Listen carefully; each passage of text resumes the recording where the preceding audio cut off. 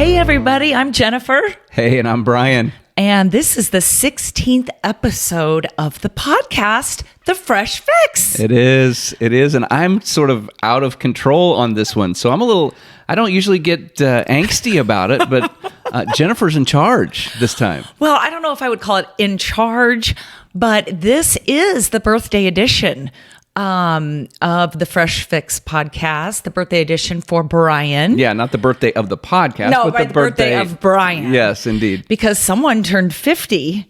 Yes, someone did first. Yes. And then I did about 6 weeks later. Yes. So, anyway, I just think it'll be fun I am going to interview Brian as he interviewed me on my birthday. Yeah, so that'll be fun. Thought that would be a little fun to do. But let's go back to the beginning of the week. Well, it's been a hard week. It's been a really hard week, you guys. We've told you about our family pup, Rudy, who has been with us for 14 and a half years. Yeah. And we told the kids that, the last time they were here that they kind of needed to say goodbye to Rudy. Yeah. So our vet, shout out to Fort Street Veterinarian. Yep, Dr. Jerry Busselman. Dr. Jerry Busselman, who is the phenom of all vets. Yeah, we love him, and he was great. He was awesome. So about 6 weeks ago, we went in and saw him, and he gave us a health questionnaire. Is that right? Is that what you would call it? Well, to be honest, it was more of like a end of life questionnaire.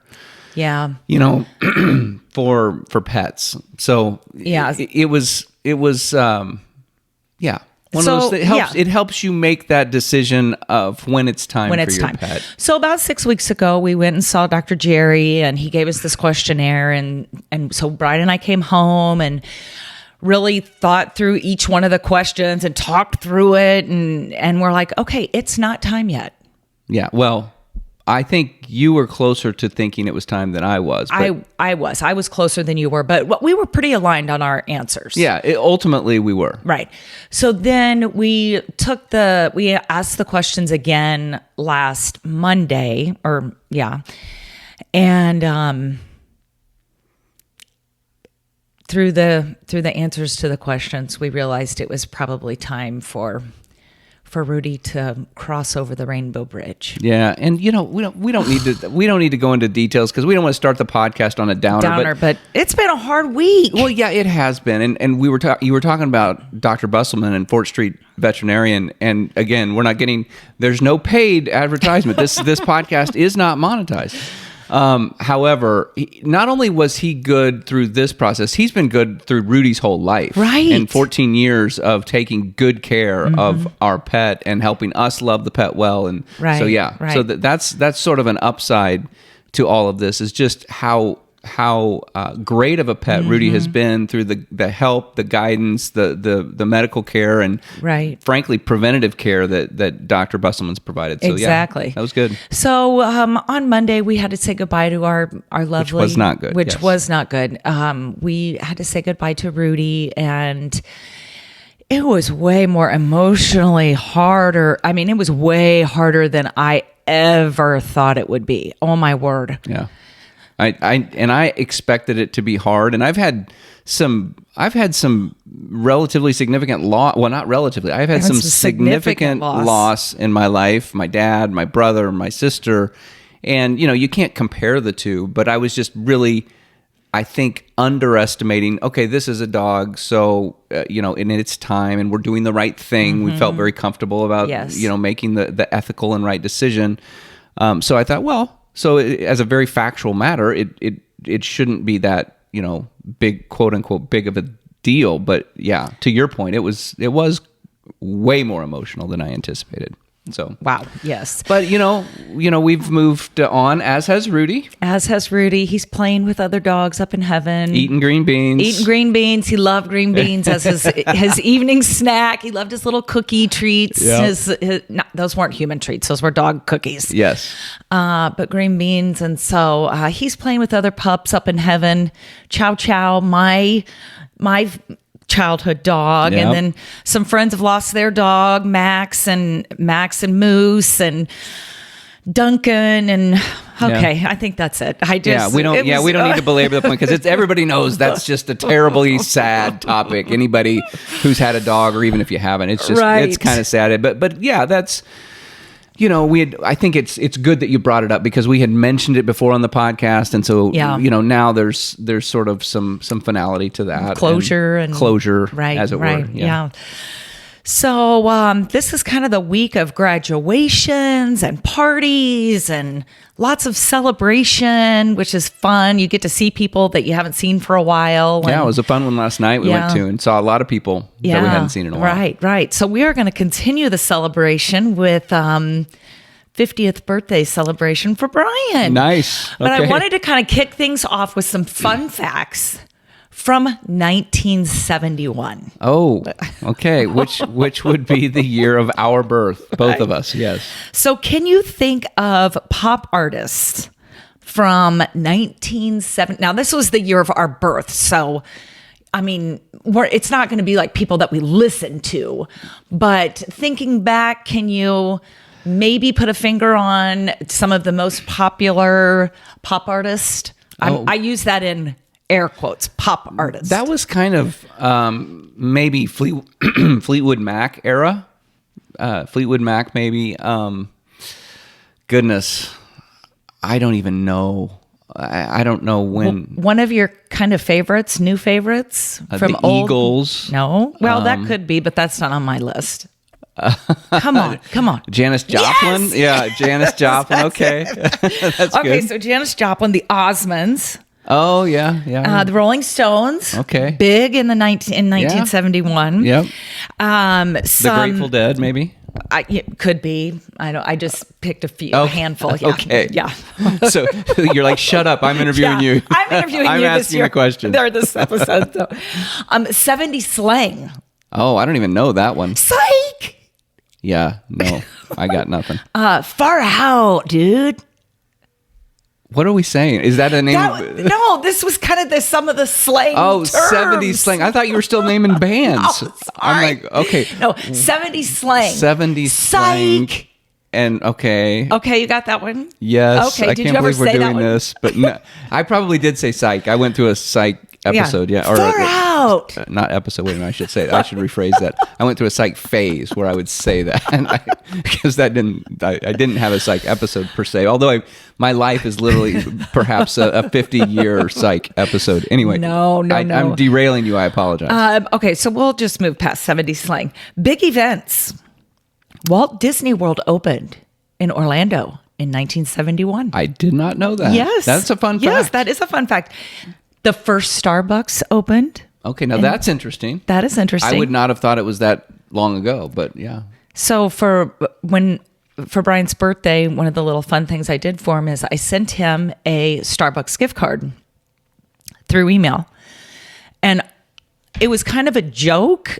He loves Starbucks, but on the side of the Starbucks card, it said 50 years. And I just thought that was so kind of funny. And because it was his 50th birthday, right? He totally didn't get it. Well, I had no idea that it was actually Starbucks 50-year anniversary. Yep. Therefore, I just thought, okay, well, they had probably 25 years and 10 years and 30 years, depending on what birthday you're buying the card for.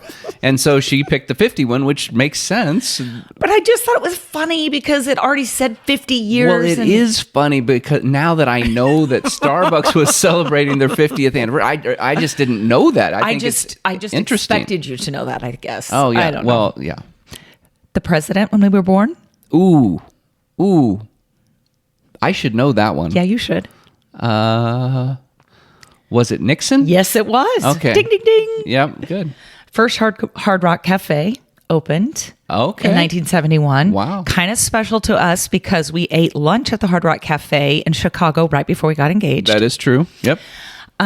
Toy of the Year in 1971. Oh my goodness. No clue. I had never even heard of this. A big wheel. No, but that would be like probably 75. Yeah.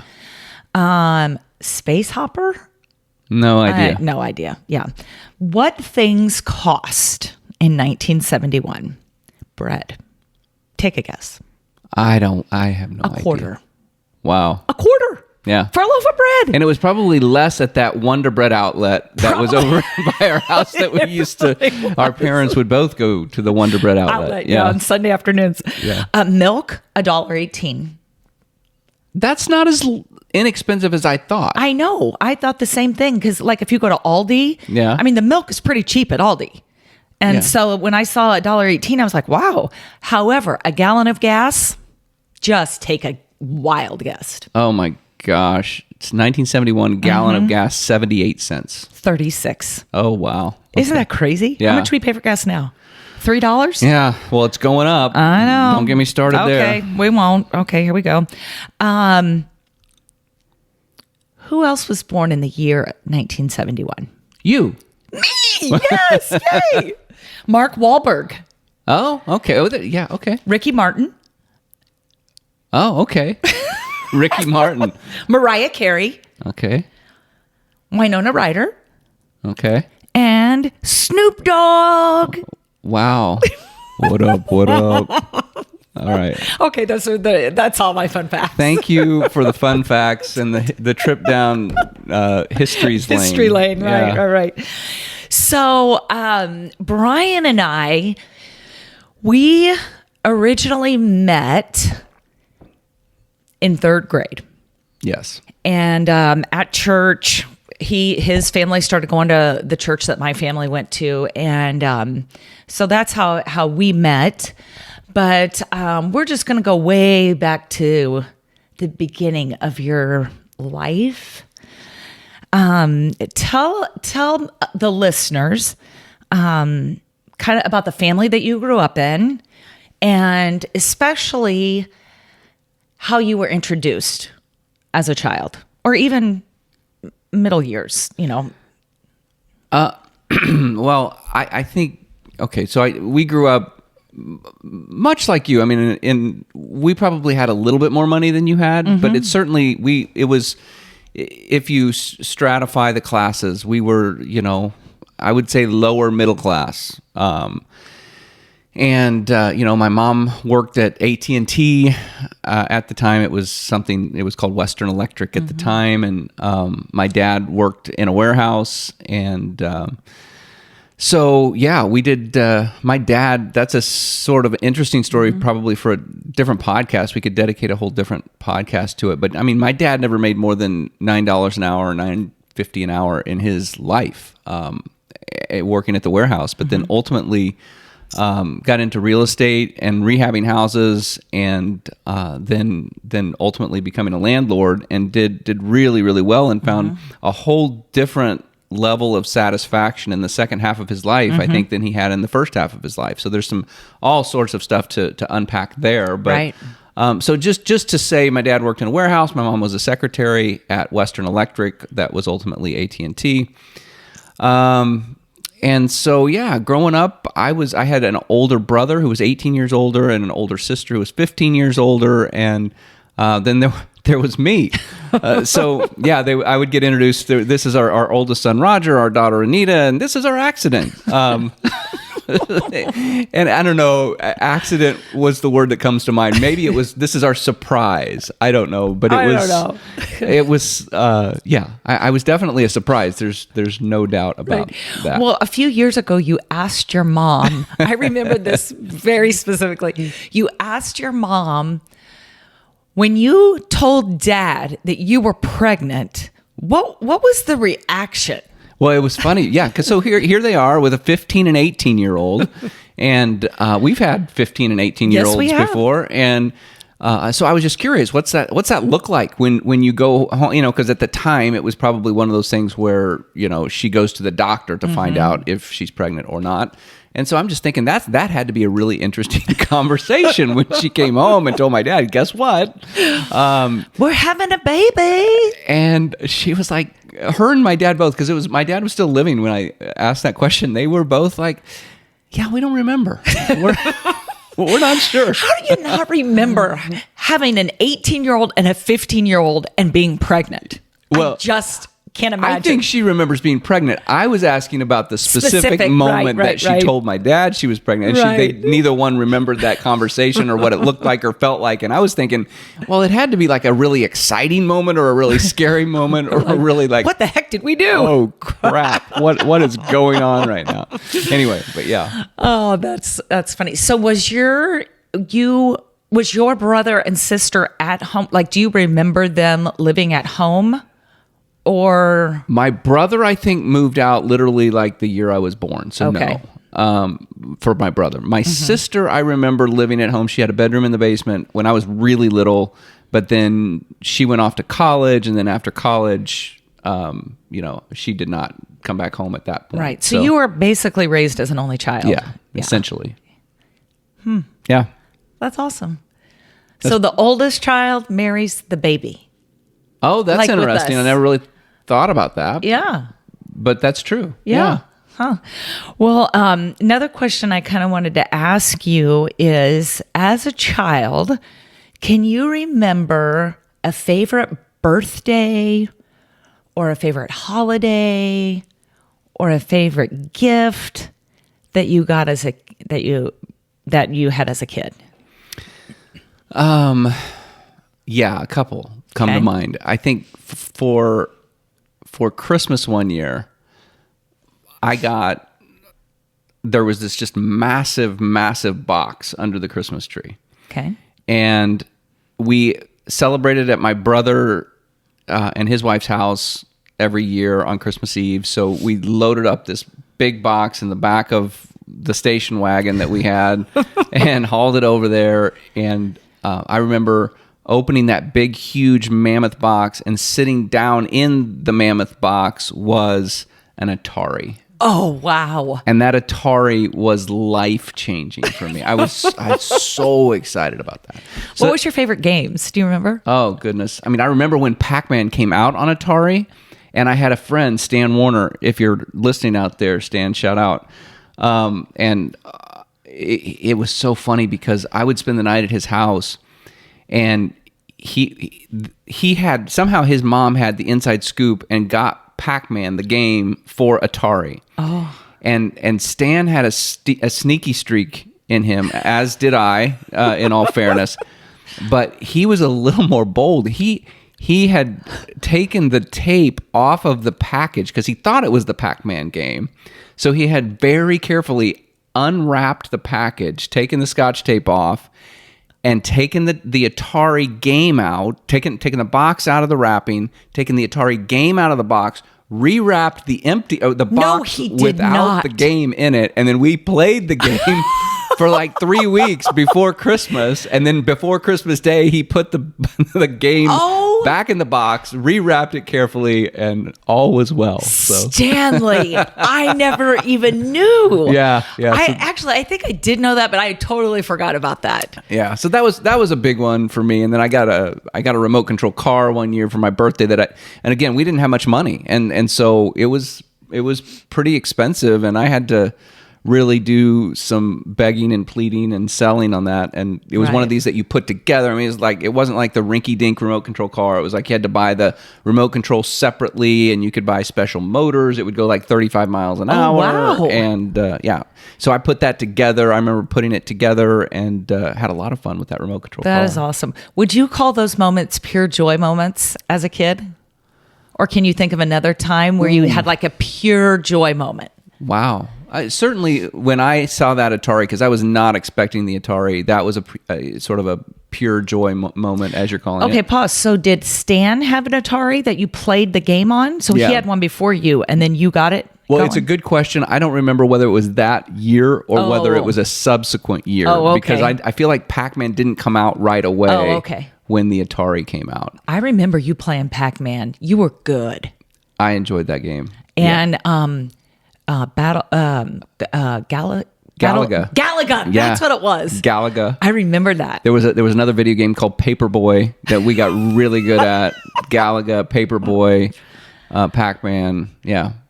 So that's cool. Well, you had asked about pure joy. Pure joy. It's so silly, some of the things that you think about. So as you just asked that question, a moment popped into my head. And it was really, we used to play tennis ball, what we called tennis ball, and it was essentially wiffle ball, only we used, different kinds of bat. It wasn't like a regular bat, but it was a wiffle ball bat with a tennis ball or something like a tennis ball. And it was in Stanley's backyard. As a matter of fact, Stan is getting all sorts of shout-outs on this podcast because he was part of my childhood. And in his backyard, there was his fence, and then there was a fence on the opposite side of the next of that yard, of the yard that was adjacent to him.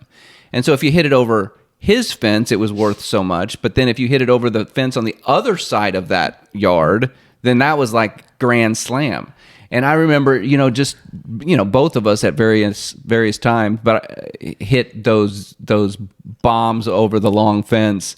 And I remember coming home, right at dark, having played tennis ball for hours, and just, on several occasions having hit those bombs. And that was just, those moments were pure joy. Yes. And I think in a real baseball game, I never hit, unlike both of my boys, I never actually hit a home run over the fence as a kid. However, I did hit, I don't know how old I was, but I did hit a home run. It was just, they had no confidence I was going to hit it very far, so the outfielders were playing in a little, and I just got a hold of one over the center fielder's head, and the thing kept rolling, and I kept running. And So baseball's been a part of your life since you were a young child. Yeah, well, yeah, it really has. I remember the Royals being on in the house. Mm-hmm. I remember the pine tar incident with George Brett. I remember writing the MLB commissioner about that pine tar incident. And baseball's always been something that I've been around and a part of and enjoyed. I love that. And then you played softball in our early marriage years. Yeah. So that, you're right. That sort of morphed into kind of a passion for slow pitch softball, because I did not play baseball at the collegiate level, but I started playing slow pitch softball, but competitive slow pitch softball, and would play 2-3 nights a week, and found a lot of joy in that. Yeah, and then I'm just going to carry that forward. Then you coached our boys all through from. They didn't play t-ball. Right. We skipped t-ball intentionally because and that's we don't need to get into that. I could talk baseball for a long time. We did skip t-ball, and I spent time with them in the backyard honing skills for that year instead of going to these painful t-ball games. Right. But then coached, Cooper primarily, but also Colton up through the 14U year. So needless to say, the Smith family loves baseball. Yeah, we do. We do love that. So you had a lot of different jobs. Well, I shouldn't say a lot of different jobs. You had a few jobs during your early years and in high school. Mm-hmm. Tell us about those, and maybe something that you learned with each of those jobs, because I know there's two primary jobs that you had. Or 3, Best Buy. Well, yeah. I don't know, but so tell us about those jobs. Okay. And then something that you learned from each of those. So my first job, I worked at Summit Lanes Bowling Alley.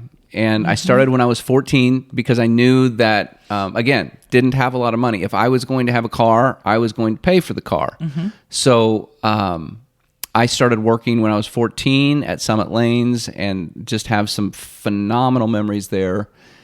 And, without going too far down memory road, or memory lane, I should say, I think that the thing that I learned by working at Summit Lanes was just, being consistent for long periods of time. I mean, I didn't make a lot of money. I made minimum wage at the time, which was $3.35 an hour. And I was able to save enough money to have a car when I was 16. And, there wasn't anything glamorous about it. I was cleaning out ashtrays, and I was, but I learned a lot. That was the other thing about that job, which was good, because I was cleaning out ashtrays, but I was also dragging the lanes between leagues, and I was working in the snack bar, and I was working the cash register, and a lot of those sort of, skills, if you can, I think it's fair to call them that, that would transfer into other jobs throughout my high school years. And, but the thing I learned probably was just around just consistently doing the things that will ultimately help you reach your goal, which my goal was, I wanted to buy a car. Right.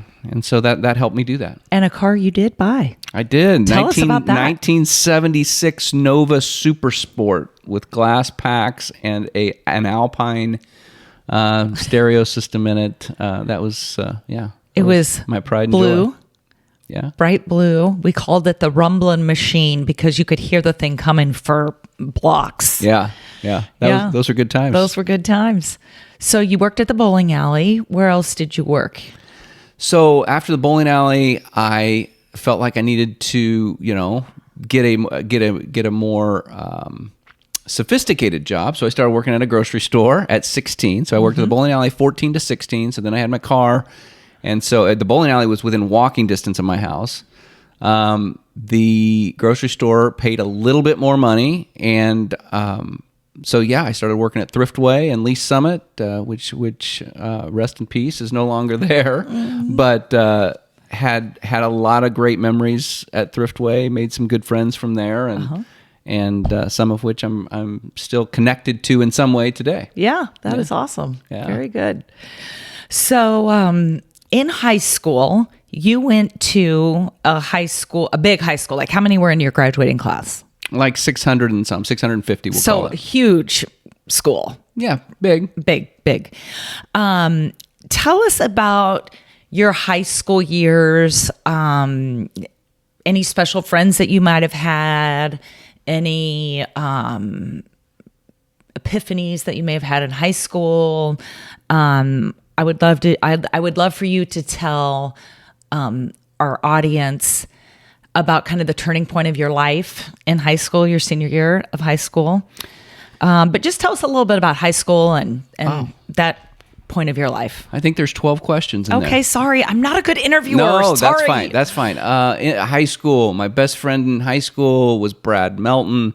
I still love Brad like a brother. We are still connected. We don't talk as often as either one of us would like, I think, just because he lives down in Kansas City and we're here in Omaha, and we both have kids that as your kids grow up, you tend to get plugged into what your kids are doing, and right. But yeah, I love Brad to this day, and he was my best friend through high school. We spent a lot of time together. I would say an insane amount of time together, because we didn't really have as much. A lot of kids these days just are in groups. Which is fine. There's groups of kids of 4, 6, 8, whatever.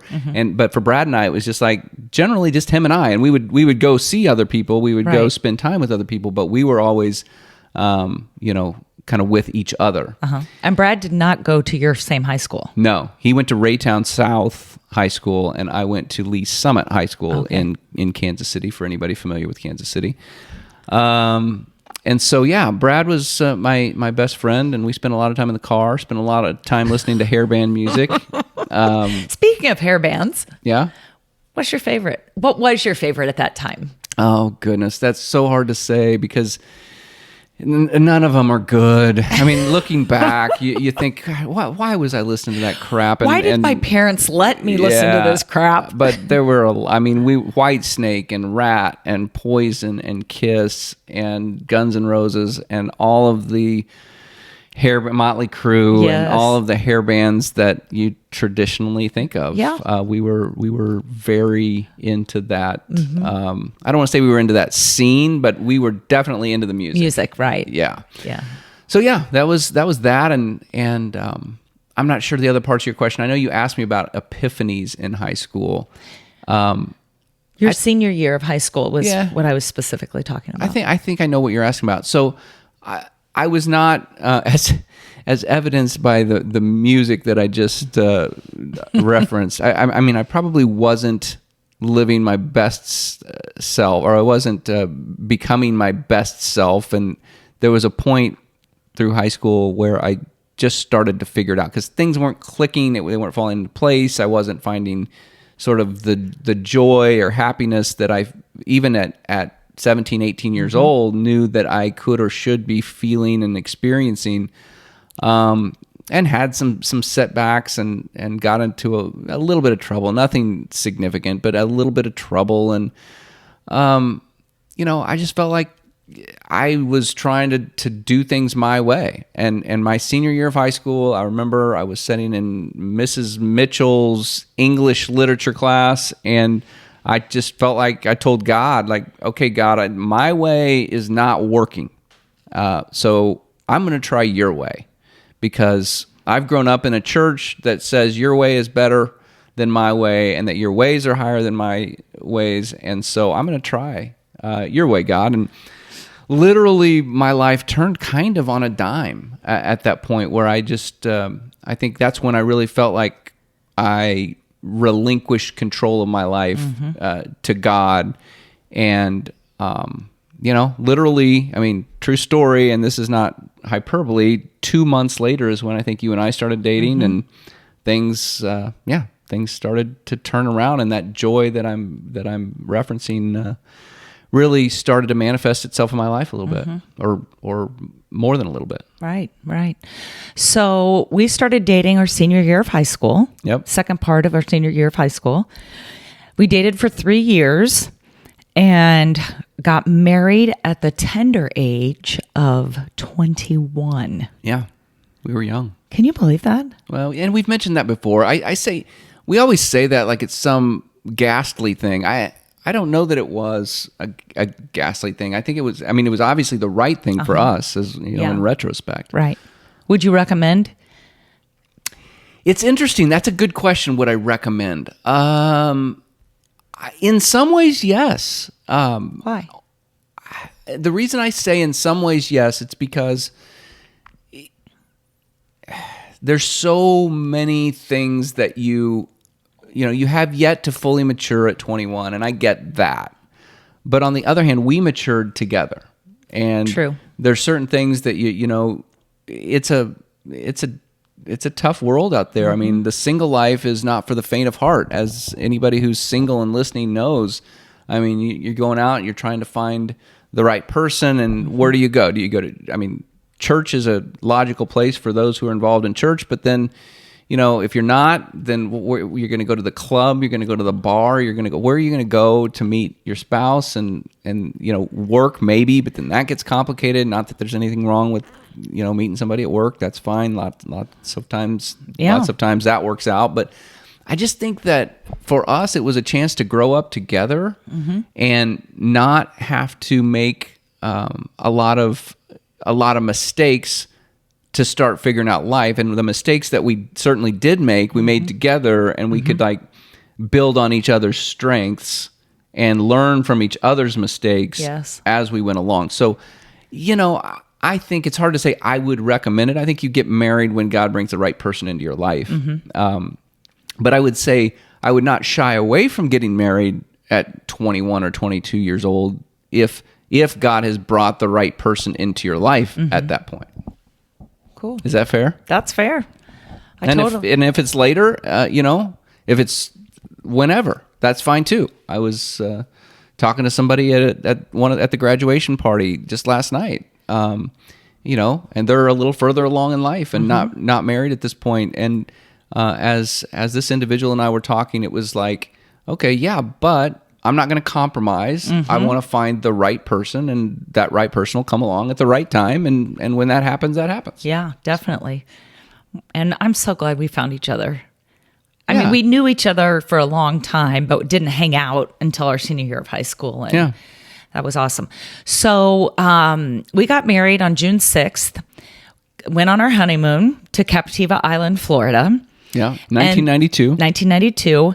And then when we got back from our honeymoon, you found out that you had lost your job. Oh, that's true. I forgot about that. Yeah. And so that was a little unnerving, just getting married, and we just bought a townhouse. And we're like, okay, we got to eat and we got to live. And so what are we going to do? And so, sorry, didn't mean to do that.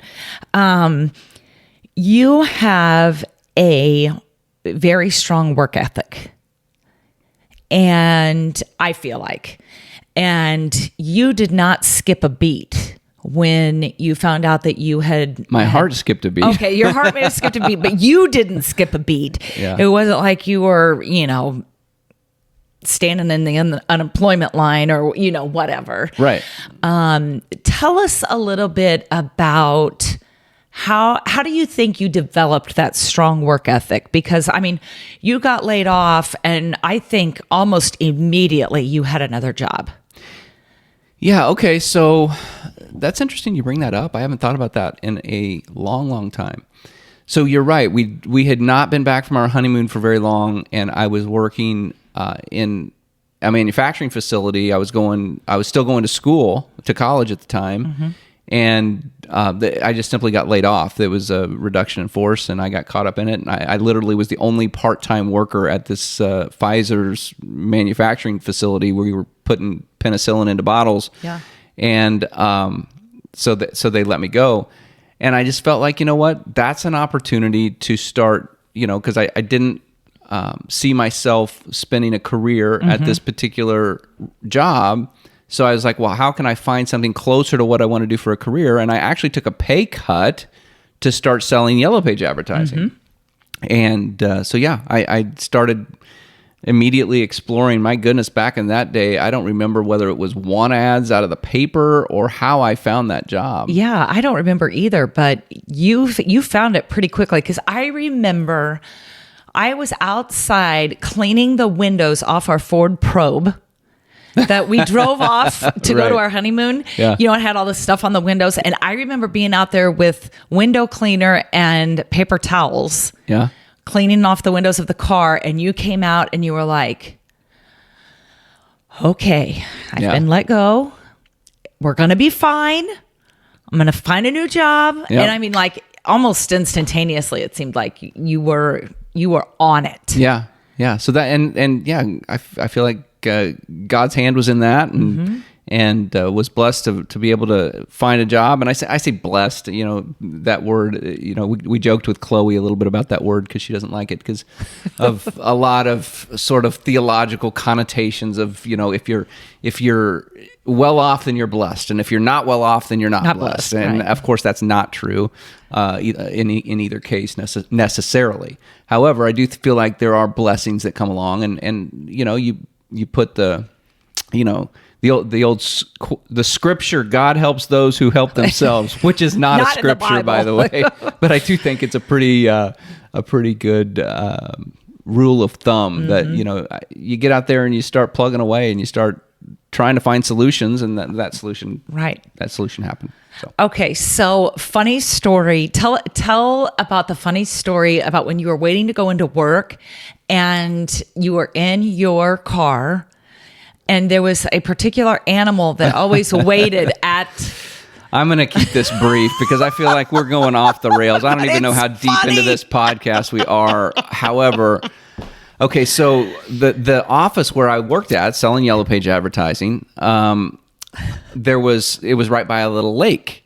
And these geese would come up from the lake, and I was one of the first ones in that day because, again, it's interesting looking back. I like to go in because you had a choice. You could work 8 to 5 or 7:30 to 4:30, and I would always choose the 7:30 to 4:30 because I wanted to get out sooner, and I was willing to get up sooner to get out sooner. And so for whatever reason, I happened to be the first one in the office this day, and these geese had made their way up in front of the door, and I'm like, I got to get into that door. But the geese are right there. And at the time, I didn't think much about it. I just kind of walked up, and all of a sudden, the goose started hissing at me like and I'm going, whoa, whoa. And I'm backing out, and I'm running back to my car like a scared little kid. And I was like, what in the world just happened with this animal? And to this day, I'm not a big fan of geese. No.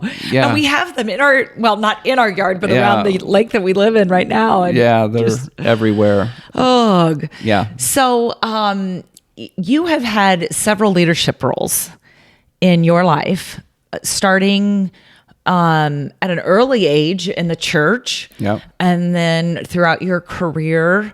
Tell us about a couple of those leadership roles and what you've enjoyed about those leadership roles. I'm not sure which way to take this other than to say, I think we're all leading something or someone at any given moment. Are you leading them in a positive direction, or are you leading them in a negative direction? Do you have direct line authority, or are you just simply having an influence for positive or negative? I think all of us find ourselves in some capacity leading other people. That's a great point. For me, I've had some formal leadership roles, whether it was a deacon or an elder in the church. I led sales teams for many, many years and leaders of sales teams, and really, really enjoyed that. Those were some of the most fulfilling years, I think, professionally for me. And then ironically moved into what was a promotion but became an individual contributor role in the pharmaceutical biotech industry, and that's currently where I sit, and that's the very, very abbreviated version. But I've enjoyed the leadership roles. I enjoyed leading teams. I enjoyed leading the family. If I could be so bold as to say that, I think we co-lead, but still, you and I make decisions together about what's best for us, what's best for our kids, what's best for whatever purchase we may be contemplating, etc. So I think those types of leadership roles have been great for me in terms of development. I think part of, I could do I could talk about leadership, much like baseball. I could talk about leadership for a long time too, but part of being a good leader is knowing when to be a good follower. And I think people can learn a lot from that, because there are times in which, even as a leader, you need to step back and understand somebody else has an expertise that maybe you don't have, and forget about whose boss is who or what sort of hierarchy may be in place. If you have something to learn from someone, you need to understand, step back, follow, learn, and that's the mark of a good leader. Yeah, that's awesome. I love that. I hadn't thought about everybody's leading something. Yeah. I hadn't thought about that before. And then that you have to be a good follower to be a good leader. I hadn't thought about it in that way. Yeah. So, a couple questions that you asked me during during your interviewing me for my birthday, I just loved them, and so I'm going to repeat them. Okay. So, what would 50-year-old Brian tell husband 21-year-old Brian? Oh, wow. Looking back, I know it's been almost 30 years, but what would 50-year-old Brian as a husband tell 21-year-old Brian as a husband? Well, I'll try to keep it brief for time's sake. Okay. I think, first of all, the thing that pops into my head, this is not specific to being a husband, so I'll circle back to that. Okay. But 50-year-old Brian would tell 21-year-old Brian, stop worrying so much about what people think. Like, do not worry about what people think. Do not worry about the whole keeping up with the Joneses thing. Do not worry, which in today's day and age manifests as social media impressions and what your perception of people's lives are based on their social media profile. You have to skip that. Literally do not think about that, and do not allow that to influence you or your life in any way. And be exactly who you are. Understand who you are as quickly as you possibly can, and embrace that and be that. As a husband, I think I would just tell my 21-year-old self to be kind and be patient. And, love is, the whole 1 Corinthians 13 chapter about all the different things that love is. It's patient, and I'm just now thinking about this, but it's patient and it's kind. And those two things in particular, and of course the rest of the things that are mentioned there, they go a long way. Right. So, yeah, definitely. So what would 50-year-old dad tell, I'm going to say 27-year-old dad, because that's when we had our first kid, our first child, Chloe Nicole. Yeah. What would 50-year-old dad tell young dad? I think I didn't know it at the time, and it would have been helpful to know. Like, I feel like we did this to the best of our ability, and I did this to the best of my ability, but probably could have tweaked some things here or there. But be genuinely involved with whatever your kid is involved in at a given point in their life to the extent possible. So if your kid is into Power Rangers, then man, you need to understand Power Rangers. You need to know the lingo. You need to know the characters. You need to understand. If your kid is into baseball, you need to know that. If your kid is into volleyball, you need to know that. If your kid is into, airsoft guns, if your kid is into fishing, invest the time to understand the lingo, understand the nuance, so that when you talk to your kid about those things, or your child, depending on the stage of life, you can genuinely have an interaction with them, rather than them looking at you and them rolling their eyes at you because you don't have a clue as to what you're talking about. And kids see right through that, Yes. whether they're 8 or 18, they see right through that. Right. So, to the extent possible, I think really investing in what your kids are interested in. Yeah, that's great. Individually, and with 3 of them, it That's becomes hard. harder, And 5, yeah. it's harder, but that's what you sign up for. Yeah.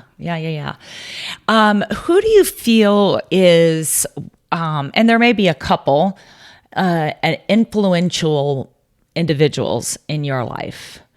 You can go as far back as you want, or as present day as you want. Oh, wow. There's been so many people professionally and personally that have been a positive influence on my life.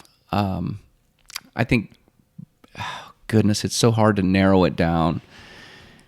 If I'm thinking professionally, I think of one person who helped me with a principle that I've carried through in my career.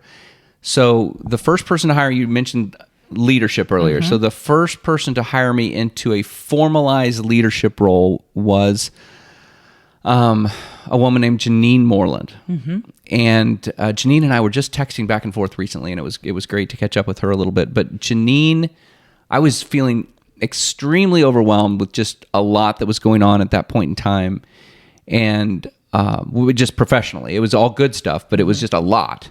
And I was leading a team of people in the Midwest, and trying to get around and see each of them, and doing various different special projects and business reviews and analysis, et cetera, et cetera. And I just remember explaining, I had a review with her right before I was on my way to fly to meet with one of my reps. And I was just feeling all overwhelmed, and I told her that, and I remember her telling me, "Hey, Brian, listen, you need, first of all, cancel that appointment with the rep, fly home, spend time in your office." And she said, catch up, because that's important, because if you're feeling overwhelmed, you're not as productive as you're capable of being. And she said, just remember that not everything has to be an A paper. And I was the guy, I still tend to be the guy, which is why that advice was so valuable, that wanted everything to be an A paper. And then if it was a B or a C paper, I felt like an ultimate failure. Right. Like I was so hard on myself. And that advice from Janine was really, really helpful. So she was someone who was influential in my life. Your dad was influential, I would say, because of the time of my life that he was a part of it, which was, junior high school years. Right. Your dad, as my youth pastor, was really, really influential because he was just there. He was present. He was a listening ear, and genuinely cared about me and what was going on in my life. And I would say he was another one. And I could go on, but I think for time's sake, and so that I don't end up, leaving somebody out that I don't want to leave out, Sure. I'll leave it at those two. But those certainly were two. And the relationship that you and I have had, I feel like you've been a positive influence on me. And we've been and we always joke about this. We kind of are a yin and yang, and you're certainly more extroverted and outgoing. And then I'm a little bit more introspective, but we complement each other in that way. And I think we influence each other in that way, Definitely. in positive ways. Yeah, So, definitely. Yeah. Well, to close out our time, I want to ask you one more question. You came up with this term called life moments. And can you explain what that is, and give a couple of examples of life moments? It's a great question. What is a life moment? A life moment, first of all, a life moment is just one of those times in life where you are just overwhelmed with either the gravity of a situation or the emotion in a situation, or it's just one of those moments in life that you'll never forget. It's like seared into your mind, that in your memory, that you will never forget that moment. Mm-hmm.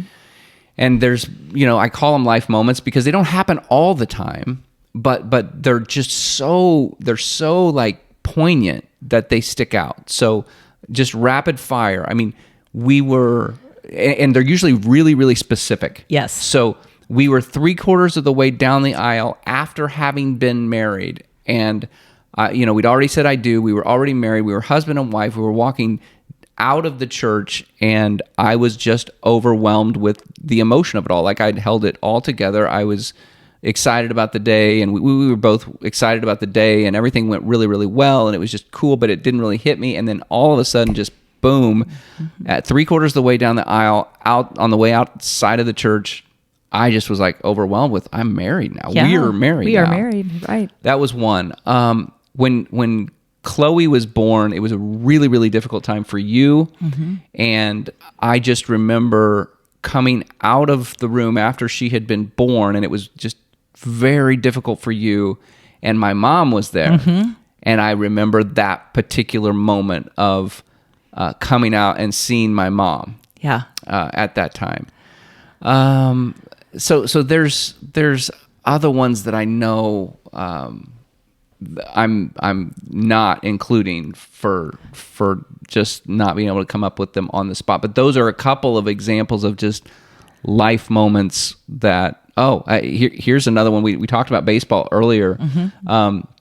Of all the things, we've got a son playing college baseball right now, but the probably the life moment I remember the most is, I think it was 12U season. Okay. And we were playing sort of our arch rivals at the time. Mm-hmm. in the no, it wasn't even 12U because it was still rec ball. It wasn't even select ball or travel ball. It must have been maybe 10U at the time, and we won the rec league championship against our arch rivals. And I mean, literally, I bet half of these kids, they worked so hard. It was a team thing, and half these kids were in tears, and I was in tears, and it was just one of those happy life moments. Life moments. So yeah, I love that, and I love that we can look back. I love that we you started that phrase, life moments, early in our life. So that, and I don't even think we called it life moments at the time. Probably. But then as we started having kids, you kind of coined that term life moment. And just thinking back over those things and being able to grasp them and say, oh, that was a life moment. That was a life moment. Right. So right. I just love that. Love being able to look back and see, different joys and how God has moved and that kind of thing. So anyway, well, I think that's all I had for your birthday. Thanks for the questions. Yeah. Hopefully I didn't disappoint. You didn't disappoint me at all. I learned a couple things there. So that happy 50th birthday. Thank you. I appreciate that. I wish you many, many more and much happiness and many blessings. Thank you. So anyway. Peace and blessings. Peace and blessings. So that's going to wrap us up for the Fresh Fix today. We would love for you to follow us on any of the podcast platforms that you may listen to, the Fresh Fix.